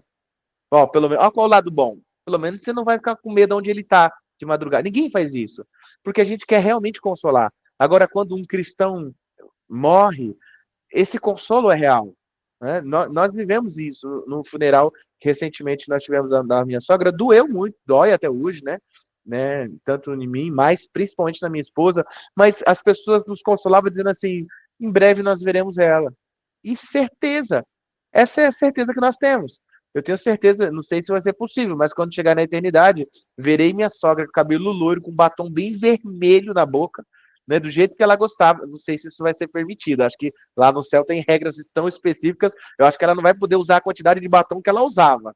Mas quando chegarmos lá, nós não vamos ver a minha sogra que definhou com câncer. Nós vamos ver ela com um corpo bom. E qual é a nossa esperança? É de que a morte só aproximou ela antes de nós, do Cristo que nós servimos. Paulo está dizendo, viver Cristo. Enquanto eu tiver fôlego, eu vou viver essa vida para a glória de Cristo, porque o que desejo mesmo é partir e estar com Ele. Imagine as pessoas ao lado de Paulo dizendo, Paulo, para de ser egoísta, você não ama a gente não? Você não gosta da gente não? Claro que eu gosto. E por isso que enquanto eu estiver entre vocês, eu vou viver Cristo. Porque viver para mim é falar de Cristo, mas morrer é partir e estar com o Criador. Essa realidade é a realidade da morte. O ponto é que entre essa morte e a glorificação, há um período em que nós passamos por ele. Há um período que, inclusive, eu vou deixar para a gente trazer na próxima aula, porque senão eu vou correr com isso aqui, mas é o que chama de estado intermediário. O que acontece quando eu fecho os olhos aqui? Não, eu quero confrontar, se vocês olharem aí, ó, por que eu quero deixar para a próxima aula? Porque eu quero confrontar alguns ensinos que nós devemos evitar, como, por exemplo, a ideia de purgatório, a ideia de que eu posso fazer algo por alguém que já morreu, ou a ideia de reencarnação, ou a ideia do sono da alma, ou a ideia do aniquilacionismo. Esse era o nome que eu queria falar. 4 erros que eu quero, junto com vocês, depois de construir tudo que a Bíblia fala sobre o estado intermediário, eu quero confrontar com vocês essa ideia do que acontece depois que morre, biblicamente falando. O ponto é de que o cristão, quando fecha o olho, encontra Cristo. Isso é certeza. Paulo diz assim, o meu desejo é partir e estar com Cristo. Paulo não está dizendo, o meu desejo é partir, esperar o arrebatamento para poder ver Cristo. Não. Paulo entende que assim que partir, estará com Cristo. Agora, se ele estará com Cristo, já com o corpo glorificado, é isso que eu quero que a gente venha estudar na próxima segunda-feira. A glorificação acontece em seguida da morte. Isso não está claro nas Escrituras, mas o encontro com Cristo está claro. Assim que morremos, encontraremos Cristo. Ainda numa expectativa do já ainda não. Porque já não tem mais a presença do pecado, mas não estou vivendo o novo céu, nova terra, corpo novo. porque há processos bem estabelecidos de quando isso vai acontecer. E eu quero convidar vocês para que a gente possa, na próxima aula, entender sobre esse estado intermediário. Estudem a revista. Se alguém quiser esse material do Rueckmann, me chama aqui no particular, e eu vou mandar para vocês estudarem também. É um material um pouco mais difícil, eu tirei algumas partes que me servem bem, mas se quiserem ler tudo, aí só me chamarem aqui. Agora bugou por quê, João Vitor? Não, porque para mim entra a parada do tempo, do nosso tempo hoje, né? E o tempo Cronos, né? Se eu não sei se é exatamente esse nome. Mas, tipo assim, para mim era tipo assim, quando morria, no nosso tempo a pessoa ficava descansando até a vinda de Cristo, mas para a pessoa, ela é como se fosse um piscar de olhos. Ela morreu e aí ela piscou o olho, ela já vê Jesus raiando nas nuvens. Mas aí você tá falando desse tempo intermediário, aí já cai por terra tudo Calma, que eu pensava. calma. Você não sabe quanto tempo leva? Vamos Não, guardar então, essas conversas. por isso que eu falei que agora bugou, entendeu? Nesse sentido. Nesse sentido Entendi. de, tipo assim, eu tô ansioso. O meu desejo é que daqui até segunda, vocês, né? Eu morro? A gente morre? Não, Deus me livre. A menos que seja o que Deus quer, né? Porque todo mundo aqui é Sim. jovem ainda, tem muito para viver Cristo. Mas se for a Eu já vou vontade jogar de no Deus te chat chamar, GPT, já. Eu já vou jogar no chat GPT, a curiosidade não vai considerar. Peraí, o que acontece depois da morte? Aonde eu vou estar? Quem vai estar? Quem chegou? Quem não chegou? entendi.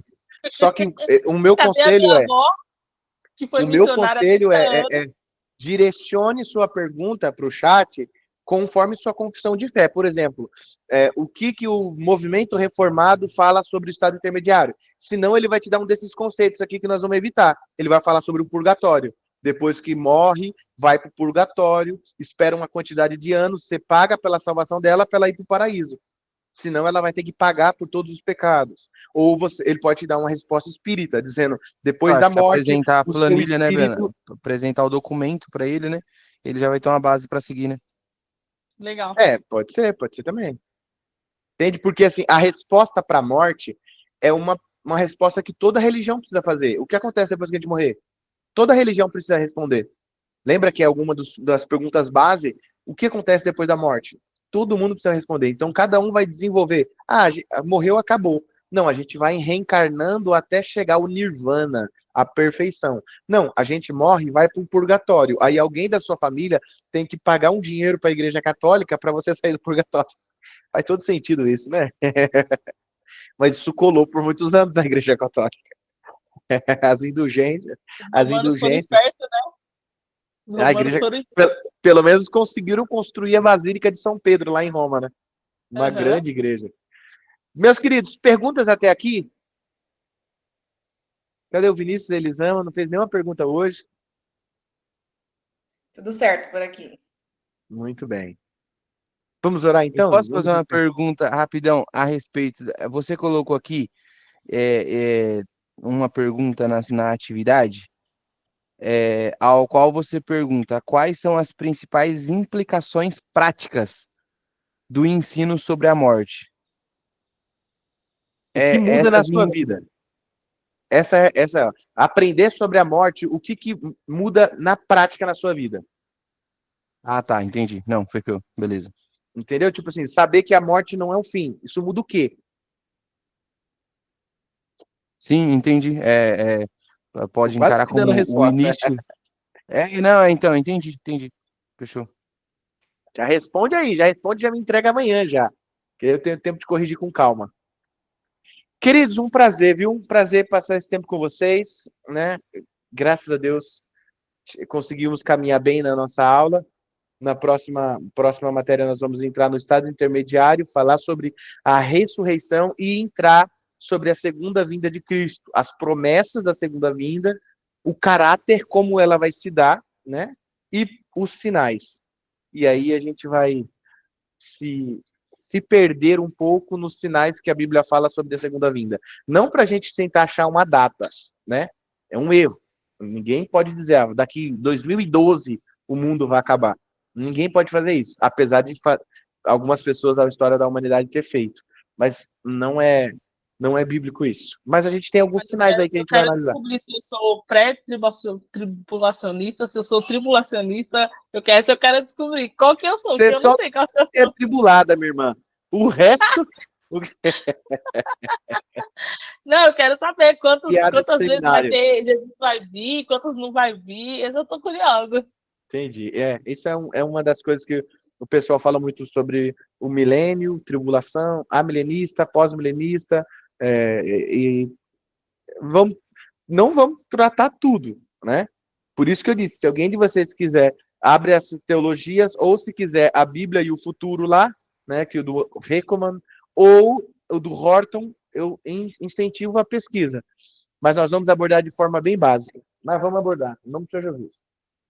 Amém. Fechem seus olhos, eu vou orar enquanto vocês abrem suas câmeras para nós tirarmos a nossa fotinha e depois eu conseguir fazer a chamada. Ninguém que estava na aula saiu não, né? Pois bem, então eu vou orar. Pai bendito, obrigado, Senhor, por esse tempo que o Senhor nos concede. Por tua graça, sua infinita misericórdia, pelo teu dom, o dom do teu Espírito que paira e costura o nosso coração na tua palavra. Esse é o nosso desejo. Põe a tua palavra dentro de nós, para que a gente não peque contra ti. Faça com que tua palavra clareie os nossos caminhos, clareie os nossos pensamentos, para que a gente possa agradar o Senhor, para que a gente possa alegrar o Senhor. Pai, nos guie fazendo com que os olhos olhem para as promessas que vão acontecer e encontre força para viver a nossa realidade. Realidade essa que deve ser de santificação.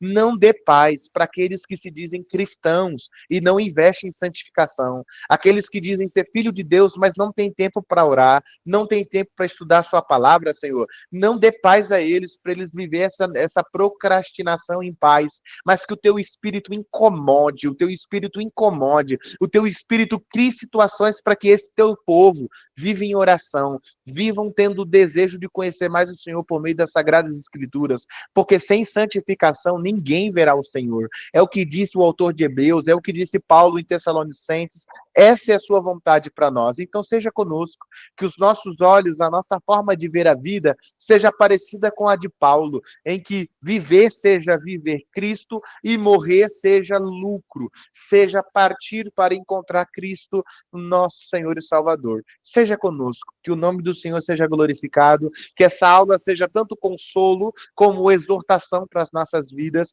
É o que nós te pedimos, Pai, em nome do Senhor Jesus. Amém e amém. Fotinha, fotinha, fotinha. Meu Deus! Esse irmão de touca ali, pode ir na IEC sem touca, gente? Ó, o Fernando tá aí! Só ficou em silêncio hoje, hein, meu Fernando? Vamos lá? 3, 2, 1. Deus abençoe, gente. Até a próxima segunda. Estudem o caderninho. Deus abençoe, viu?